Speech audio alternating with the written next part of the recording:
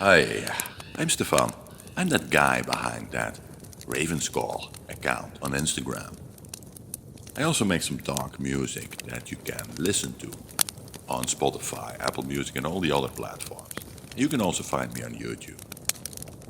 And I'm Crystal, a short, round American writer who stumbled across a Ravens Call Instagram stream in early 2024 and decided to stick around. From there, a beautiful intercontinental connection began, and we thought it might be fun to invite you to join some of our conversations. Who knows? Maybe you'll find it entertaining, informative, or just completely ridiculous. May the gods be with you. So here's a small remark.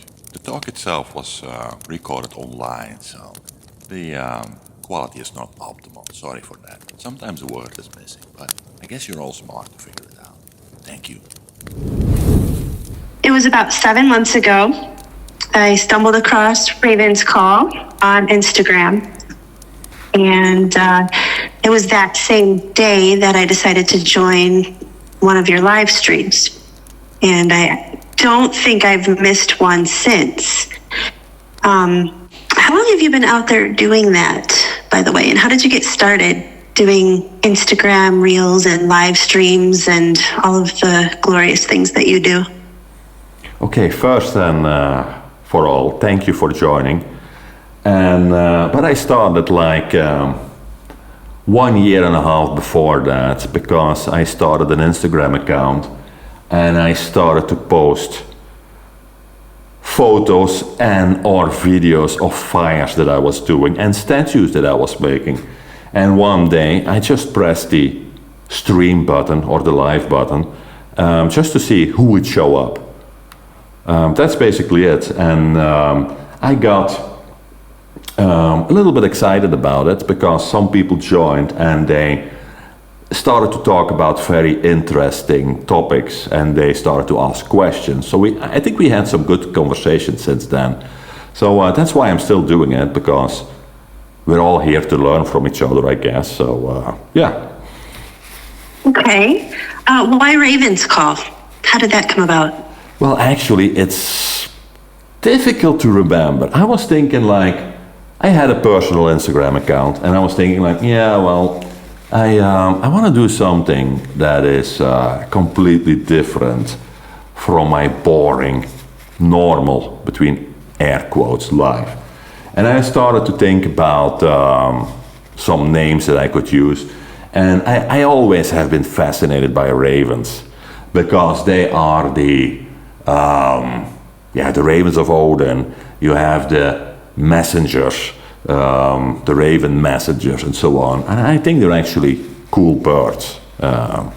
And so yeah, I was thinking like, those birds are so cool. If they would be able to speak, like if Odin's ravens would be able to speak, then I guess anybody would want to listen. So I guess that's, in a weird way, how I ultimately ended up with that name. I had some other names before, but they were so boring, and then suddenly it was all about ravens, and yeah, Ravens Call, so I went for that. All right. Well, I mean, they are cool. They're dark and mysterious, but they're also incredibly intelligent. They've got a lot of interesting stories in their background, so it's definitely an intriguing name. I'm not sure if that is part of what drew me to your account and to your stream, but like I said, there was something there from day one that made me want to stick around. So I see that I don't think I've missed a stream since the first one I joined. And I see a lot of regulars, a lot of familiar names, and some of them have even become friends over the past 7 months. So it's kind of cool because you have built a little community of seekers, I guess, or people who just want to interact with others who have common interests. So it's kind of a beautiful thing. You get a lot of interesting questions too. I see people reach out to you regularly looking for guidance or opinions or whatever on a variety of topics. But it seems a lot of them revolve around spirituality. And it makes me wonder, what are some of the common things? I know there's recurring questions because I see it in the streams. What are some of the common things that people reach out to you about? And why do you think so many people are feeling lost and looking for answers? Oh, that's a very interesting question. It's also a complex one, I guess. So, one of your questions was, what are people asking? Now, that is a very broad spectrum. Most questions, I would say, are about runes and how to write something in especially younger Futhark, because that's like the runic alphabet that is the most complex, if you ask me, and is also, yeah, the right one to use when you want to write something of the old text in runes. So I would say it's about texts, how to write something, because maybe they want to get a tattoo or they want to incorporate it into some kind of a painting or artwork in general. And another category of questions is about why do you think this or that happened in the Eddas? And then the third category is like the really weird questions, like people showing me drawings of their kids and asking me whether their kids are possessed or something. So, but that's a completely different category, so that's the minority, luckily. So yeah, it's, yeah, I would say that's that. And what are people... Sorry? Hold on. I wanted to ask, though, I don't mean to interrupt your answer, but I guess I asked you 3 or 4 questions in one. But going back to where you just were, why do people reach out to you about runes? Have you done a lot of studying, or where do you get your knowledge of that from? Well, I can be obsessed by things and topics, and I started to read the Eddas years ago, and then I was surprised that it said different things depending on the translation that you would use. So then I was thinking, maybe I need to look into Old Norse so I can figure it out myself. So I started to study Old Norse. I have some study books, and I was following online classes and tutorials and actually figuring it out myself. And then of course the next step is, those crazy symbols and letters, or are they letters? I don't know. They call them runes. What about that? So I started to look into the historical correct writing of Old Norse using runes, and there are some really good sources out there that everybody can access, basically, just to make sure that you do it the right way. So I guess I spent several years doing that in a rather obsessed way, I would say. And yeah, I'm still learning every day. So I will never have something for 100% correct. But hey, the surprising thing is, if you look at runestones and you see the same word being written, you see different runes. So the people back then were not as literate as we are, so they also made mistakes. So I was thinking, it's probably okay to make some mistakes here and there, as long as the foundations are correct. And that's basically what I'm trying to do. Okay. So I see a lot of people trying to literally translate the ABC alphabet into runes, and they just do it like it's, there's one rune for each letter. And it's my understanding that that's not quite right. It doesn't really work that way. Well, it works that way if you use the Elder Futhark alphabet, but that is the alphabet that was used when people spoke Proto-Germanic and Proto-Norse. So each rune has a certain sound. But in Old Norse, they have, for example, more vowel sounds than we have letters in our alphabet. So in a lot of cases, there are runes that can have different sounds even. So based on how they are used in a word, they have a different sound. So that's the complexity of using Younger Futhark combined with Old Norse. There are a lot of vowel sounds. And also, in some cases, you need to know the word in Proto-Norse, how it was pronounced, to figure out what the right rune is to use in Old Norse or Younger Futhark. So it's very complex compared to what I just said about Elder Futhark and what you basically said about one rune is one letter or one sound. So it's a purely phonetic writing system. It's not about letters like we use them today, because sometimes, at least in Dutch, I'm not sure in English, sometimes a C is an S sound and sometimes it's a K sound. You could compare it with that. So based on the context, there's a different sound that belongs to a certain rune in the Younger Futhark alphabet, that is, not an Elder Futhark. Not sure if that answer is very logical or clear. It's complicated, isn't it? Because it's almost like learning a different language within learning a different language. So, yeah, right. It's kind of a lot. So anyway, I went on a little sidetrack there, but I think one of the other questions I asked was, why do you think so many people are feeling lost or seeking advice from you? Yeah, that's I have an idea. I can, of course, not be sure about it. I'm just looking at myself. When I was like in my 20s, it was all about studying and then getting a job and getting some kind of a career and trying to make money and working your way up. But at certain moments in life, you get confronted with real life. People dying, people suffering or whatever. And then I took on a more spiritual journey.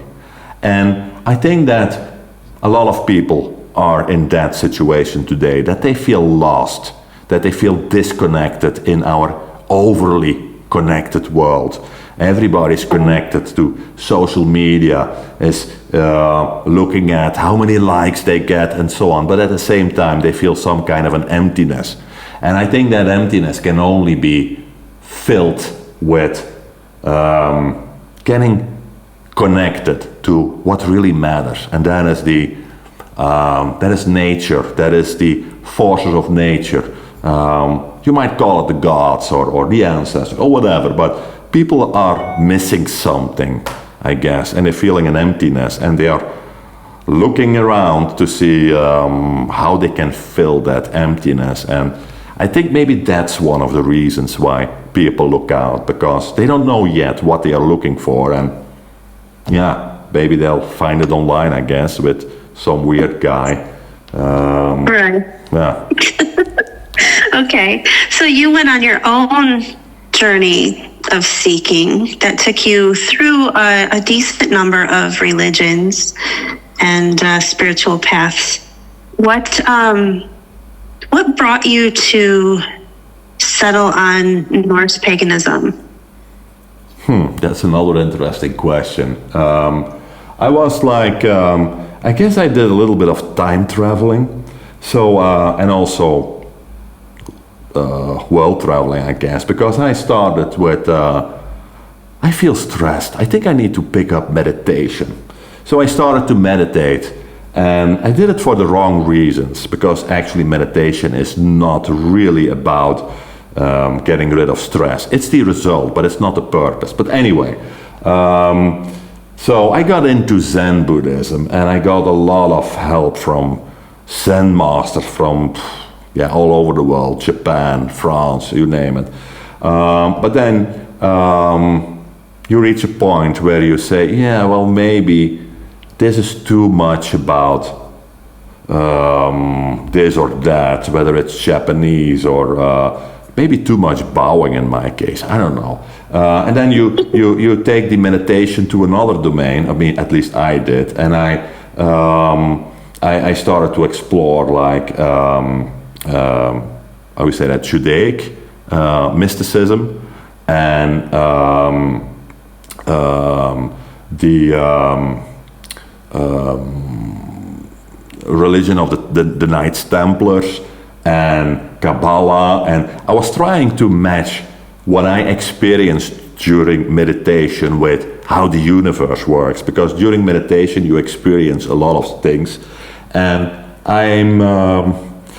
I always want to match it with something factual. So I was looking for systems, if you may call it like that, that describe the universe, and to match that with my experiences, like different realms and so on, and different beings, and then I was thinking like, yeah, but why am I looking outside of myself? Why am I looking to cultures that are not mine? So maybe I have something in my genes that will make it easier to connect to whatever my ancestors did. And then I started to look into actually my own history, and actually I was trying to find myself, I guess, and I started to dive into the ancient texts, and of course the people around here, I'm from Belgium by the way, they didn't write stuff down. So the only people that actually started to write things down were the people in the north, so where they spoke Old Norse. So I started to read the Eddas, and that was an eye-opener, because I could read what my ancestors were believing and experiencing, and it felt like coming home. So I guess I went full circle. I went all over the world to at a certain moment I just ended up home, and because it's all about. Like The Alchemist. I'm sorry. What? So no wonder you like The Alchemist. Oh yeah. That's a nice book. Yeah, indeed. So yeah, why look further away if nature is just out there? That's just a realization I had years ago. Everything is in nature. Whatever you want to know about yourself, you can see it in nature. So yeah.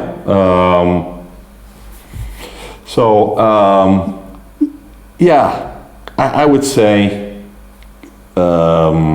everybody can figure it out for themselves, and you can use whatever from another culture as long as it helps you progress in your spirituality. And yeah, I guess I'm good where I am now, so I'm not leaving. Okay.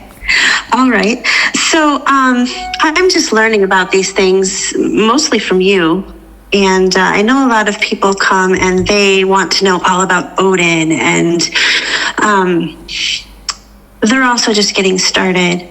Now, I've asked you before, how do I learn more? And you always say, read the sagas. Well, if I'm going to be honest with you, I'm not even sure what you mean when you say the sagas. But I know some of the things I've read or tried to read, it often feels like I'm jumping into an advanced class without taking the 2 basic classes that come before it.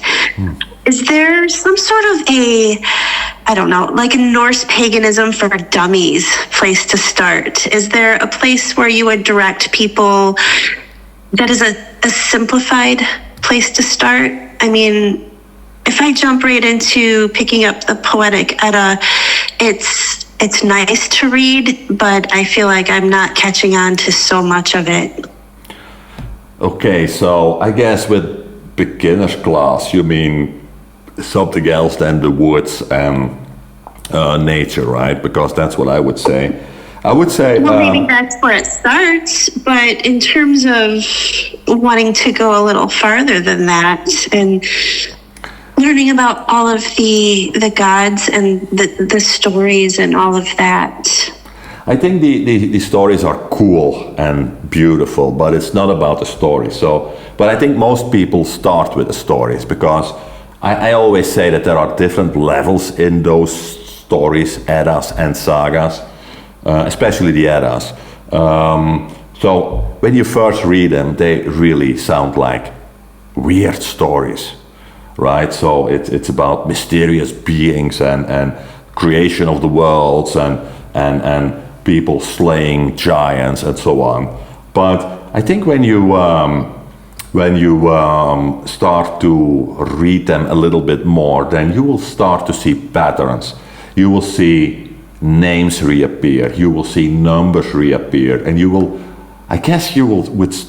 could start looking into things. You could even start Googling, hey, why always the number 9? Of, hey, why does Odin have all those crazy names and so on? So you figure out that, for example, Odin is a very complex character. And you will find out, if we stick to that topic, that depending on the situation, he has a certain name. Oh, why would that be? And what I did was, what does the name mean? Oh, the name gives actual additional information about that story. When Odin makes someone drops on his sword, he was called Eager, the terrible one. You could just read Eager, or you could look up, hey, what does that name mean? Oh, it's a terrible one. So his name is not actually a name, you will figure out, but it's actually additional information that belongs to that context. And I can give a lot of examples. So I would suggest start reading, and you will find that whenever you read that same text a second or a third or a fourth time, whatever, you will find additional nuances. And so I guess the first level is the story, and then you will find some additional depth, and ultimately you will see that actually those stories explain everything about the universe. It explains everything that you can see in the woods, or that even happens in space. You will find out that Thor, the protector of humankind, his hammer is actually the human heart that slays the giants. Oh, what are the giants? Oh, the giants are those fixations in our mind that we can only conquer with love and compassion and all those typical humanly feelings. So just one example, but all the stories, all the eras are filled with that kind of information that just explain how we work internally and how the world around us works. So I would just take it easy and start with the stories, and I wouldn't fixate on the stories, because then they will always remain stories. You need to try to look one step further, I guess. All right. I think that's why I enjoy your podcasts and your songs and your posts on Instagram, because you take just a small little bite of it and you kind of shine the light on just that little piece and give a little bit of a deeper understanding. And you also, by doing that, you encourage people who want to know more to dig deeper into a certain specific area. I know for myself personally, if I pick up the book and try to just read the story, there's so much information coming at me and I'm not understanding every little part of it, that I tend to lose perspective of the whole thing because it's overwhelming. So those little bites that you feed us are a nice way to learn just little bits of it, and it sparks the interest to learn more. So how do you, what can people do to help themselves, say they find one specific thing? I'm trying to think, okay, so you mentioned, for example, the Odin. If people want to know more about those, are there specific places they should look? Because they're scattered throughout the stories. Is there a comprehensive glossary for people or anything like that? Or is that making it too easy for us? And it's kind of, if you really want to know, you'll go searching. Well, I would. So if you talk about, for example, Odin's names, like you mentioned, then the most obvious source for me would be Wikipedia, because there is a dedicated Okay. page. There is a dedicated page with the title Odin's Names. And why would I recommend that? Because it has sources, it has references to sources. So you are sure that you're not reading some guy's bullshit, basically. You can see the links to the text that those names are used in, but you have it in one comprehensive list. And I think that's just one silly example. There is like an online, a website is always online, I guess, that contains all the eras and sagas in one place. And that website is called www.voluspa.org. So that is an online version of all the stories, all the eras, all the sagas in Old Norse and in some kind of a weird Old English, but at least it gets you started. And it will, I think it's all about getting interested in something and feeding your curiosity to find out more about that topic. Some people read something about Thor and look up things about Thor, but I would always say, make sure you have a website or a source that is reliable, or consult a lot of sources and see if they contradict each other, but never stop thinking and experiencing for yourself, basically, because that's where the growing happens, I guess. Right. Okay. All right. Good. I guess to wrap it up for today, have you seen, I have a suspicion that there's a renewed sense of interest in Norse paganism because of how trendy all of the Viking stuff is. And I've heard people, oh, that's the guy who makes that Viking music, or, anything that has to do with runes or Old Norse is automatically associated with Vikings. But it's been around a lot longer. So do you think that, the television shows and everything have sparked a new interest in Norse paganism? And do you think it'll last? I guess the answer to that is yes, that might have helped. I'm not sure whether I love or hate it, to be honest. I think if people just replace one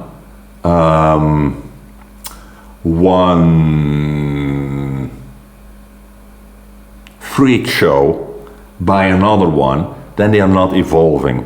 So let's say you're, let's say the word. Let's say you're a Christian and you say, nah, it's not for me. I'm gonna attach myself to the Viking stuff. Then you're just replacing one thing that is very shallow with something else that is very shallow. So I think you always need to look inside. It's not about the runes. It's not about growing a cool beard or throwing axes. It's about who are we in this universe? What are we doing here? How can I evolve? How can I connect better to all that beautiful stuff that is out there above us and below us? And if you keep that in mind, then I don't think it matters what you try to grasp, as long as your gaze is inward, if that makes sense. So to me, it's not like some fancy cosplay or freak show where everybody is wearing swords and axes and shields. It's about everything besides that. What were our ancestors believing? How did they experience the world? Because I think that they saw the world as more beautiful than we do today. They were more connected, and I think it's all about trying to get back to that connectivity. So all the other stuff is just props and whistles and bells. So yeah, I love it because it might enable people to reflect upon what they are doing. But I also hate it because it's just another freak show. Right. Okay. Well, Yeah, but it is beautiful for the ones that do get past the freak show part of it, and they do start looking within more. And I have a hunch that is what draws people to you and the things that you put out there in terms of content. I think it is the people who sense a little more than just the armband or whatever, the cool beard. And I think that might be the part of the raven that calls them in. So I just think it's really cool. I like what you do. I look forward to learning more, actually. This has been fun. And I have plenty more questions, so I hope you're open to doing this again. Well, thank you for all your questions. I think they were very fascinating. And I like questions that make me think and reflect. So thank you very much. And also thank you for, joining and staying around. So of course, if you have more questions, then you know where to find me on Instagram, right? Absolutely. Okay. Ravenscall.be, or not .be, _be, right? Right. Yeah.